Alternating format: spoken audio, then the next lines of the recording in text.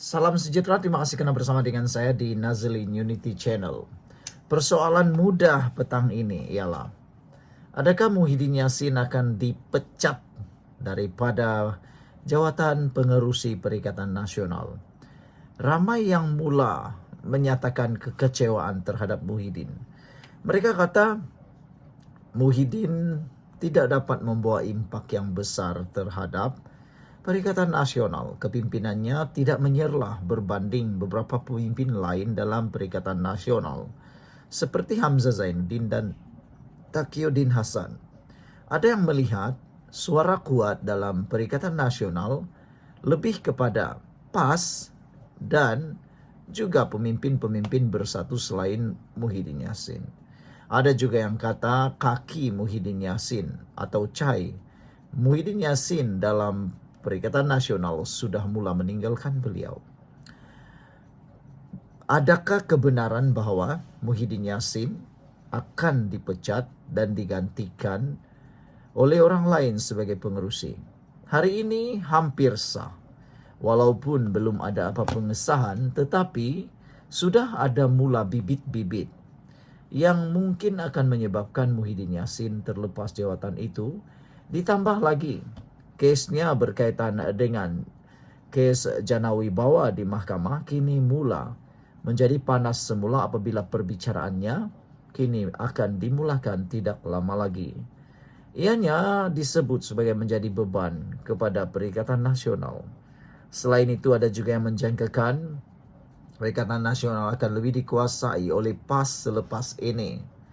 Pengesahan ini hampir sah apabila Tuan Ibrahim Tuan Man sendiri mengesahkan mungkin Perikatan Nasional dijangka akan merombak struktur kepimpinan. Inilah yang meyakinkan netizen bahwa Muhyiddin Yassin akan kehilangan jawatan sebagai pengerusi Perikatan Nasional. Tapi persoalannya, kalau Muhyiddin Yassin dilepaskan atau dipecat daripada jawatan itu, disingkirkan daripada jawatan itu, siapakah yang akan menggantikan beliau? Adakah Hamzah Zainuddin atau Taqiyuddin Hasan ataukah Azmin Ali? Nah, sama-samalah kita akan lihat apa pula drama yang akan menimpa Perikatan Nasional selepas ini. Perikatan Nasional dijangka melaksanakan dengan rombakan struktur kepimpinannya selepas gabungan itu bersetuju menubuhkan jawatan kuasa bagi menilai penambahbaikan organisasi. Timbalan Presiden PAS Tuan Ibrahim Tuan Man berkata, langkah menambah baik struktur parti berkenaan bakal dilaksanakan secara menyeluruh. PAS ada cadangan beberapa penambahbaikan kepada PN secara keseluruhannya, kata beliau. Majlis tertinggi PN bersetuju ditubuhkan jawatan kuasa untuk menilai kembali, katanya kepada Malaysia Kini semalam. Tuan Ibrahim yang juga anggota Majlis Tertinggi PN menegaskan antara aspek yang diberi perhatian dalam penambahbaikan parti itu ialah pindaan perlembagaan dan penubuhan Majlis Presiden. Ahli Parlimen Kubang Krian itu berkata demikian selepas diminta mengulas sama ada PAS sudah mengemukakan calon bagi menggantikan Ahmad Samsuri Mokhtar yang meletakkan jawatan Bendahari Agung Perikatan Nasional sebelum ini. Tuan Ibrahim berkata, PAS belum mengemukakan nama pengganti Ahmad Samsuri itu susulan cadangan untuk melaksanakan penambahbaikan tersebut. Pada Januari lalu, Malaysia Kini melaporkan PAS bersedia mengemukakan calon pengganti Ahmad Samsuri yang meletak jawatan itu kira-kira sebulan sebelum itu. Untuk rekod, Ahmad Samsuri membuat kejutan dengan melepaskan jawatan tersebut sehari selepas PN mengumumkan barisan kepimpinan utamanya yang menyaksikan bekas Menteri Besar Selangor Azmin Ali dilantik sebagai Setiausaha Agung.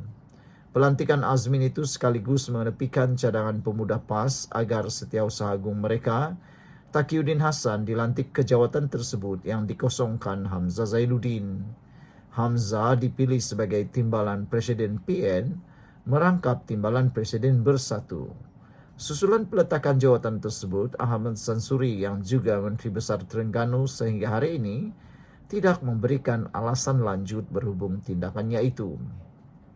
Sehari selepas pengumuman itu dibuat, dia memberitahu kenyataan rasmi akan dikeluarkan apabila tiba masa yang dianggap sesuai dan pimpinan sedang menguruskan perkara tersebut.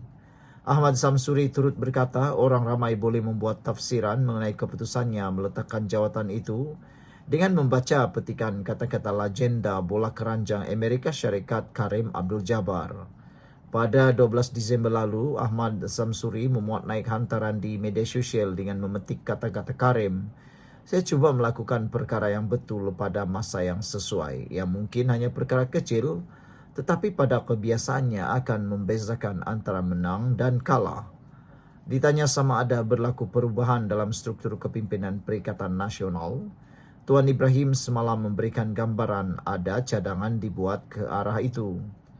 Jawatan kuasa sudah setuju ditubuhkan dengan dianggotai 5 orang wakil daripada setiap parti komponen.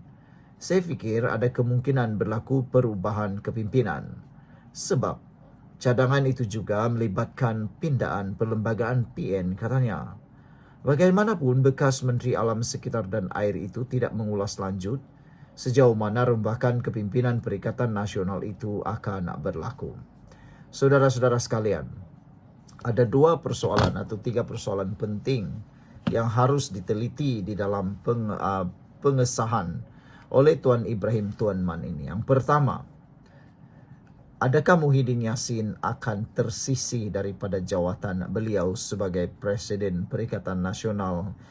Dan adakah pembentukan Majlis Presiden ini sebenarnya adalah untuk mengimbangi kuasa Presiden Perikatan Nasional sekarang?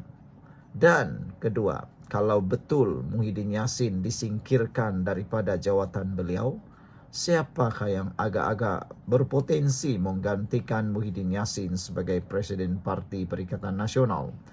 Adakah Taqiyuddin Hasan ataupun Hamzah Zainuddin?